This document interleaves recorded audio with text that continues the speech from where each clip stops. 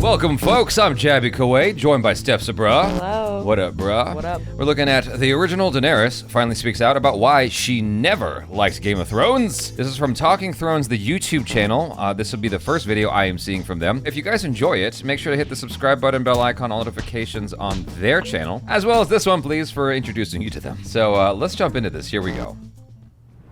The realm. Do you know what the realm is?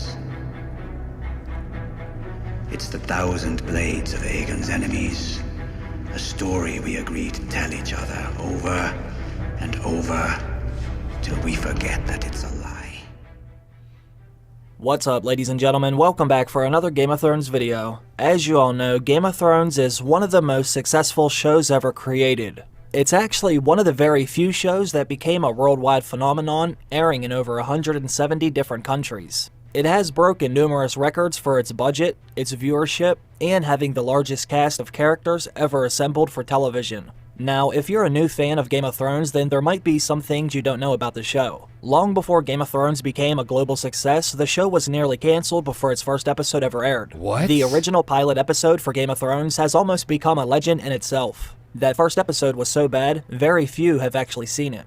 I recently made a video about that episode where I went over some of the things that had to be changed. The showrunners had to do a lot of rewrites because some scenes weren't making any sense whatsoever. They even got themselves a different director, but this isn't why I'm making the video. Some of you might not know this, but Emilia Clarke was not the original actress HBO had in mind for Daenerys Targaryen. Before Emilia Clarke was the Mother of Dragons, there was a different actress, Tamsin Merchant, standing in as the iconic character. Now, some of you may be wondering, why did she leave the show, and how did she feel about her choice to leave the show after it became a massive success? It's been well over a decade since she filmed that episode, but for whatever reason, she hasn't said anything about it until now. Wow. I know I was very interested in learning what she had to say, so I figured some of you might be as well. Did you know about this? No, I didn't even know they had an original pilot. I had no idea all of this is new to me. I also want to show you what George R. R. Martin had to say about this actress when she first landed the job. Thankfully, there is still a record of his thoughts on the internet. Now keep in mind, George said this over a decade ago before anything was ever filmed for Game of Thrones. He said, "As Daenerys Targaryen, we have the lovely and talented young British actress Tamsin Merchant. I know my readers play the casting game. Well, confession time, so do I. Ever since I began A Song of Ice and Fire, way back in 1991, though it wasn't until 1994 that I got writing in earnest, there was always a little part of me that would watch every television show and movie with one eye looking for actors and actresses who might work as my characters. And so there I was, watching The Tudors, which I have very mixed feelings about, I confess, when Tamsin Merchant came on the screen as the 15-year-old Catherine Howard, Henry VIII's fifth wife. I set up at once thinking, she could be a good candidate for Dany. Catherine Howard, as all students of history know, ended with her head on the block, much like Henry VIII's second wife, Anne Boleyn. Dany is a very difficult role. She starts out vulnerable and scared, but blooms on the Dothraki Sea and becomes a leader by book's end. It's no secret that HBO's Dany will start out older than Dany does in the book. That was a change that had to be made if we wanted to keep the sex scenes, and David and Dan and I were all agreed that the sex scenes were essential. Tamsin can play much younger than her actual age, as she does when playing Catherine, and her sex scenes on The Tudors were as hot as anything I've ever seen on television. In her readings, she showed Dany's other side as well, commanding and charismatic after Drogo's death. I think she'll be marvelous. I believe I mentioned at Worldcon that we were down to 3 finalists for Dany, which was true at the time. It was a hell of a hard choice, since the other 2 contenders were also great. So great in fact that I hope we can use both of them in other roles should the series last several seasons. Yes, I know the roles, and no, I won't tell you what ones, nor the names of the other 2 actresses. Sorry, not kosher. All 3 of them were smashing. But Tamsin was Dany. Well, as you can see, I would love to hear your thoughts on that, if you have any to share. Well, it's a little creepy, for sure. Like, the way he describes that. I don't know, to me, it's like, I haven't read the books, but people always argue, like, how in-depth they are and how even more gory and vile they can be in some senses. I don't know. It just feels like the sex scenes are important, but, like, for that to be a basis of which you pick an actress is, like, weird. George was very excited about this. He thought the actress would make a great Daenerys. He must have saw something in her that reminded him of Dany. It sounds like the author wanted her for the job, and I can only assume she wanted the job because she not only went in for the audition, but she landed the role, and even filmed scenes for the first episode. So, what happened? Why did she leave Game of Thrones? Now let's have a look at what the actress said, now that she's finally speaking out about it. As always, Entertainment Weekly landed this exclusive interview. The article says, the Carnival Row actress and The Hatmaker's author candidly discusses the great lesson of appearing in HBO's original scrap pilot more than a decade after playing the Mother of Dragons. The then 21-year-old merchant landed the female lead role in HBO's original ill-fated Game of Thrones pilot that was filmed back in '09. The original episode was famously scrapped and almost entirely reshot due to many issues, and several actors and members of the crew were replaced along the way. One of those changes, the actor who was the Mother of Dragons. Back then, the British actress was coming off another hit drama series, The Tudors, on Showtime. She would later go on to join WGN Salem, the CW Supergirl, and Amazon's Carnival Row, which is currently filming its second season. Merchant is also about to launch her literary debut, the young adult fantasy novel The Hatmakers. The actress said, "Shooting that episode was a really great lesson. It was an affirmation about listening to my instincts and following them, because I tried to back out of that situation and, during the contract process, I did back out. I was eventually talked back into it. Then I found myself naked and afraid in Morocco, and riding a horse that was clearly much more excited to be there than I was." Merchant is referring to Daenerys' wedding night, which included nudity when the exiled Targaryen princess was claimed by her brutish horse lord husband called Drogo. The original version she was in was filmed as more of a seduction, than in the eventual aired version starring Clark. One shot of the sex scene was interrupted by the horse having an erection. Merchant also went on to say, "It was a lesson that if my guts are telling me a story isn't something I'm excited to tell, then I shouldn't try to be excited just because others are telling me that I should be excited. I did not have any training as an actor, I only have my instincts, and what excites me and drives me is a compelling story and a compelling character. So for me, Game of Thrones was never that." Shots fired. I think it's a testament to Emilia Clarke for making that role iconic. She was obviously excited to tell that story, and she was epic and excellent. But for me, it wasn't in my heart to tell it. Now, if you would stop the video right here, it sounds like she was the one who walked away from the show. There's been some, like, well, okay, it sounded like she just didn't like it. Because I was fully expecting there to be, like, some kind of drama on set with George R.R. Martin making her uncomfortable. Like, the thumbnail is a little bit... Yeah, you got to do what you got to do to make people, click on your video. I get it. So I got a little bit baited because I thought that there was some like behind the scenes drama where she had conflict, but it sounds like she just didn't have any passion for this particular story. Emilia Clarke has said she will never do like another like nude scene. That's a nice way to put it. Yeah, she won't ever do it again. She was like scarred from doing Game of Thrones.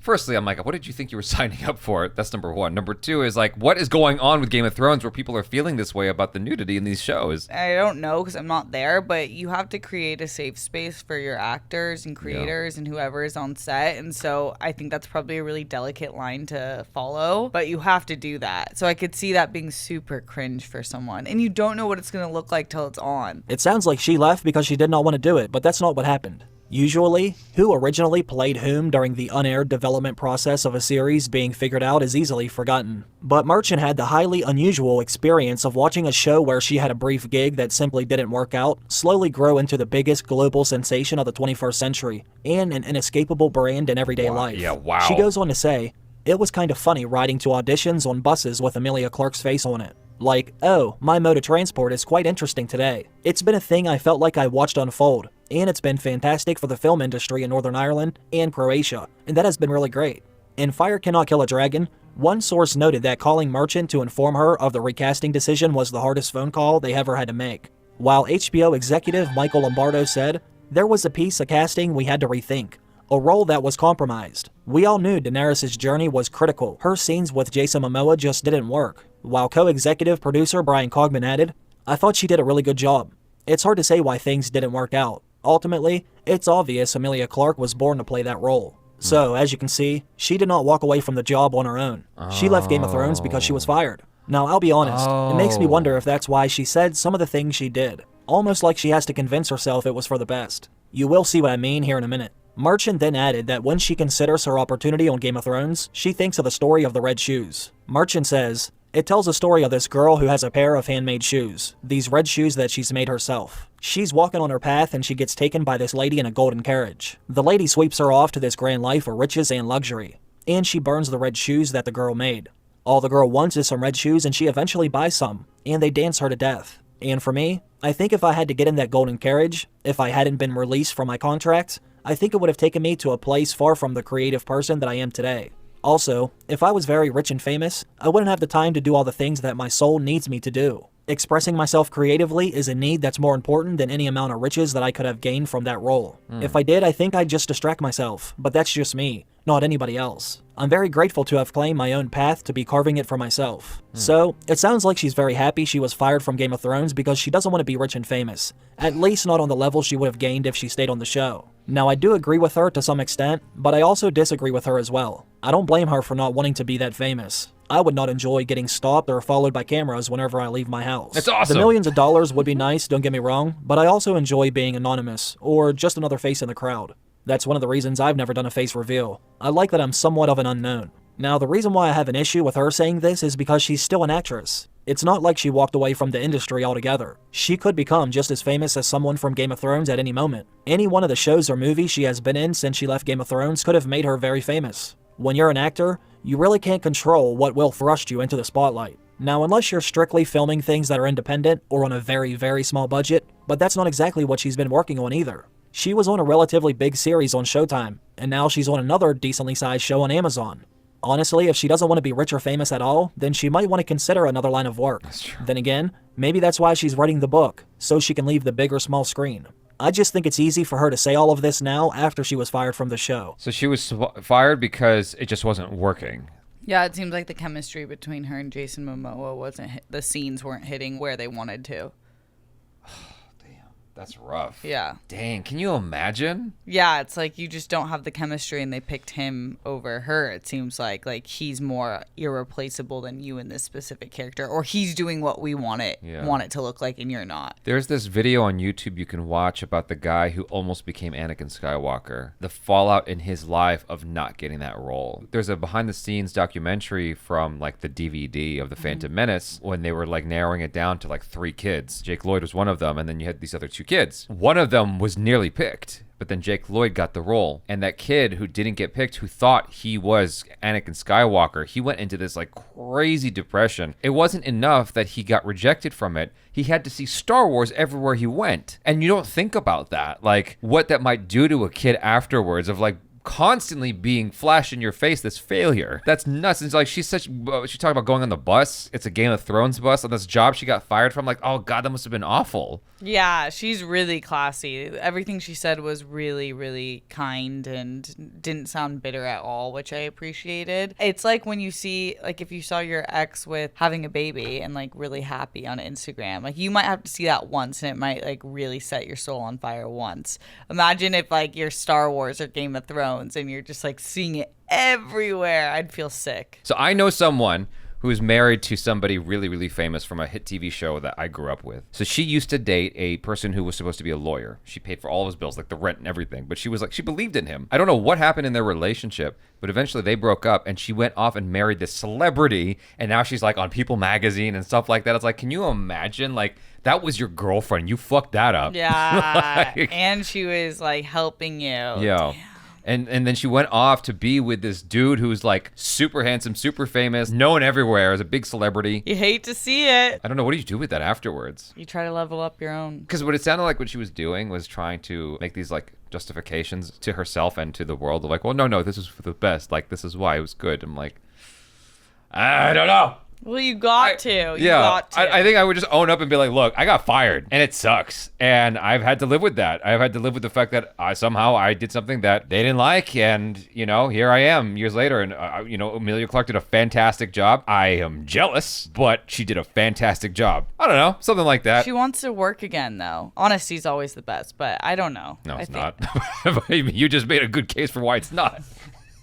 But who am I to judge? If that's how she really feels, then good for her, seriously. I'm glad she's able to do the things that she wants to do. I'm honestly not familiar with any of her work, so I can't even say if Game of Thrones was better without her. One day, I hope we're all able to get to see that original first episode. I would really love to see all the different changes they made. I really do think they should release it now that the series is over. To this notion, though, of being able to do whatever she wants, I'm not as familiar with her. She can kind of do whatever she wants. Like, she can become these different characters, and people, at least I'm not, connecting her to an iconic role and going, oh, that's Daenerys right there. Because when I watched Terminator, whatever the fuck that movie was with Daenerys. I just kept thinking Daenerys. I didn't see Sarah Connor. I saw Daenerys. She popped up in a new movie trailer recently. I forgot what it was. She completely changed her look. I didn't even realize it was her, and that was the first time I saw her in a role and didn't immediately think Daenerys. Secret Invasion. Oh, that's when it, yeah, that must be what it was. Yeah. The moment I realized who it was, I'm like, oh, Daenerys. You know? I love Emilia Clarke, and I miss her in the Daenerys blonde so bad. It might be a personal choice what she likes better, but I get why she wouldn't keep it. You just think Daenerys. Yeah, you should do it. I'm just kidding. Maybe one day. I'll wear a wig before I do that. It's just dyeing your whole head. Maybe you'll be cast on Game of Thrones. Yeah. You guys, thanks so much for hanging out. Hopefully you enjoyed this. Do subscribe, bell icon, all notifications, vote this up. Make sure to subscribe to Talking Thrones, the YouTube channel. There's a link in the description below for that as well. I'm Jabby Koei. This is STEPH. Peace out.